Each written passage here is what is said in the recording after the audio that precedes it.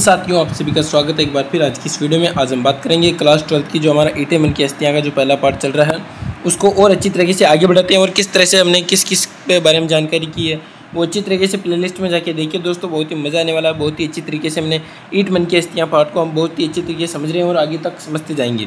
तो चलिए दोस्तों, बिना टाइम वेस्ट किए आज की शुरुआत करते हैं कि हम आज की इस वीडियो के बारे में बात करने वाले हैं। तो हम बात करेंगे दोस्तों मोहनजोदड़ो, जो कि दोस्तों हड़प्पा सभ्यता का एक शहर है दोस्तों, उसके बारे में और किस तरह से वो विकसित हुआ, कौन कौन सी इसमें जानकारी हमें को देखने को मिलती है। तो दोस्तों बने रहिए मेरे साथ रेगुलर। मोहनजोदड़ो यहाँ का दोस्तों हड़प्पा सभ्यता का एक शहर है। वहाँ पर दोस्तों बस्तियों का विभाजन मिला हमें, यानी दोस्तों बस्तियाँ थी उनका विभाजन मिला। दो तरह की तो दोस्तों हमें विभाजन मिला, एक तो दोस्तों दुर्ग और एक दोस्तों निचला शहर। अब ये दुर्ग और निचला शहर क्या है इसके बारे में हम अच्छी तरीके से चर्चा करेंगे। दुर्ग क्या है, निचला शहर क्या है। तो चलिए दोस्तों हम बात करते हैं कि दुर्ग क्या है। दुर्ग के बारे में सबसे पहले दोस्तों ये छोटा नगर था लेकिन ऊंचाई पर बनाया गया था। छोटा तो था लेकिन ऊंचाई पर बनाया गया था। दुर्ग ऊंचे थे क्योंकि यहाँ पर बनी संरचना कच्ची ईंटों और चबूतरों पर बनी थी। यानी दोस्तों दुर्ग की जो संरचना थी वो छोटे थे, इसलिए वहाँ पर दोस्तों संरचना कच्ची ईंटों से चबूतरे पर बनी थी। दुर्ग के चारों तरफ दीवार में यानी दोस्तों दुर्ग को चारों तरफ से घेरा हुआ था। ये दीवार इसे चिकने शहर यानी दोस्तों ये दीवार निचले शहर से अलग करती है। और दोस्तों दुर्ग पर बनी संरचनाओं का प्रयोग संभवतः विशिष्ट सार्वजनिक परियोजनाओं के लिए किया जाता है। यानी कि दोस्तों जो दुर्ग के जो चारों तरफ दीवार थी ये हमें दोस्तों निचले शहर से अलग करती है। उसी तरह से हम देखें तो निचला शहर क्या है। निचले शहर में दोस्तों आवासीय भवन थे। निचला शहर दुर्ग के मुकाबले अधिक बड़े थे, यानी दोस्तों आवासीय क्षेत्र था, बहुत ही अधिक आबादी वाला क्षेत्र था यहाँ पर दोस्तों। उसी तरह से हम बात करें तो निचले शहर को दीवार से भी घेरा गया था, यानी दोस्तों निचला शहर है उसको भी दीवार से घेरा गया था। यहाँ भी कई भवन को चबूतरों पर बनाया गया था। ये चबूतरे नींव का काम करते थे, यानी दोस्तों जैसे कोई चबूतरा है और इसके ऊपर दोस्तों भवन का निर्माण कर देते तो ये चबूतरा नींव का कार्य करता था। इतने बड़े क्षेत्रों में भवन निर्माण में बहुत छोटे पैमाने पर श्रम आवश्यकता पड़ी होगी जिसे पूरा किया गया। यानी कि दोस्तों इतने बड़े क्षेत्र में भवन का निर्माण तो हुआ और बहुत बड़े पैमाने में श्रम की आवश्यकता पड़ी होगी जिससे कई सारे मजदूर लगाए गए होंगे। उसी तरह से हम बात करें हड़प्पा सभ्यता में जल निकासी की व्यवस्था, यानी कि हड़प्पा सभ्यता था जो व्यवस्था थी, जो सभ्यता थी, संस्कृति थी, वहाँ की जो जल निकासी की व्यवस्था थी, जो जल निकासी का किस तरह से किया जाता था उसके बारे में चर्चा करते हैं। तो हड़प्पा सभ्यता की अनूठी विशेषता जल निकासी थी दोस्तों, जल निकास प्रणाली थी। हड़प्पा सभ्यता में नियोजन के साथ जल निकासी की थी, यानी दोस्तों व्यवस्था की गई थी। यानी कि जो हड़प्पा के साथ जो शहरों का निर्माण हुआ उसी तरह से नियोजन व्यवस्थित रूप से जल निकासी की गई। सड़कों और गलियों को अलग ग्रिड पद्धति में बनाया गया था, यानी एक दूसरे को समकोण काटती थी। ये दोस्तों लाइन बहुत ही इंपॉर्टेंट, अच्छी तरीके से ध्यान रखना कि सड़कों और गलियों को लगभग ग्रिड पद्धति पर बनाया गया था। अब दोस्तों प्रश्न आ सकता है कि ग्रिड पद्धति क्या है। तो दोस्तों सड़कें और नालियाँ एक समान थी और दोस्तों ये एक दूसरे को समकोण काटती थी, ये दोस्तों ग्रिड पद्धति है।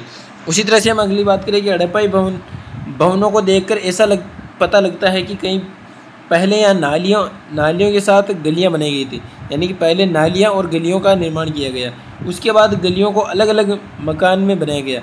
यानी दोस्तों उसके बाद जो गलियाँ थी उनको अगल बगल में मकान के अगल बगल में बनाया गया। जैसे दोस्तों ये मकान है तो इधर एक गली और ऐसे नाली दोस्तों इस तरह से समकोण काटता हुआ बनाया गया।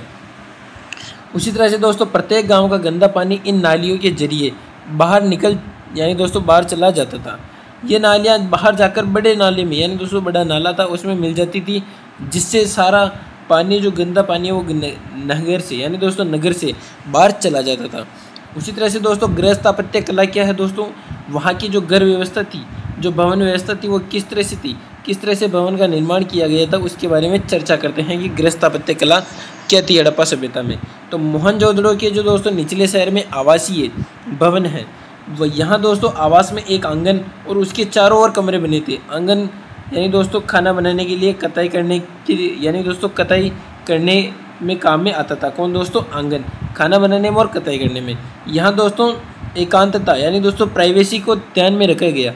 भूमि तल से दोस्तों ग्राउंड लेवल, यानी दोस्तों भूमि तल से ग्राउंड लेवल से पहली दीवार खड़ी की गई थी और दोस्तों इसमें कोई यानी किसी प्रकार की कोई खिड़कियाँ नहीं बनाई गई थी, जिससे दोस्तों सीधा आंगन की तरफ, यानी दोस्तों कोई सीधा अवलोकन न कर सके रूम के अंदर। इस तरह से वहाँ पर कोई खिड़कियाँ नहीं थी और दोस्तों निचले से यानी कि ग्राउंड लेवल से ही दोस्तों दीवार बनाई गई थी।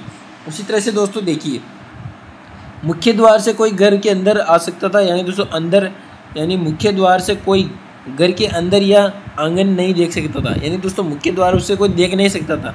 प्राइवेसी इतनी शानदार थी दोस्तों। हर घर, यानी दोस्तों हर घर में अपने एक स्नान गृह होता था जिससे ईंटों का फर्श था, यानी दोस्तों कोई जैसे स्नान गृह है तो इसके दोस्तों जो फर्श है वो ईंटों से बना हुआ था इस तरह से। उसी प्रकार दोस्तों स्नानागार यानी स्नान घर का पानी नालियों के जरिए सड़क वाली नाली पर बहा दिया जाता था।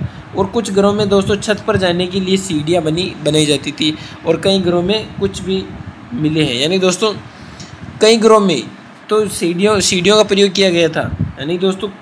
और कई घरों में कुएँ मिले हैं, मेरे को कुएँ देखने को मिलते हैं दोस्तों। जैसे एक घर है तो यहाँ पर कोई छोटा सा कुआं होगा, यहाँ पर दोस्तों इसी तरह से छोटे छोटे कुएँ बनाए गए थे, उसी तरह से हमारे को देखने को मिलते हैं।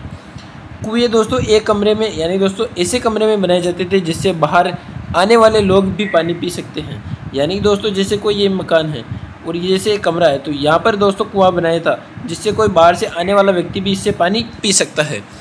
उसी तरह से ऐसा अनुमान लगाया गया है कि दोस्तों मोहनजोदड़ो में कुओं की संख्या 700 से लगभग 700 थी, यानी दोस्तों मोहनजोदड़ो जो हम बात कर रहे हैं आज की इस वीडियो में, उसमें दोस्तों कुएँ दोस्तों हमारे को 700 कुएँ देखने को मिलते हैं। दोस्तों हमने मोहनजोदड़ो के बारे में अच्छी तरीके से चर्चा कर ली है कि किस तरह से वहाँ पर विकास हुआ और किस तरह से विकसित हुआ।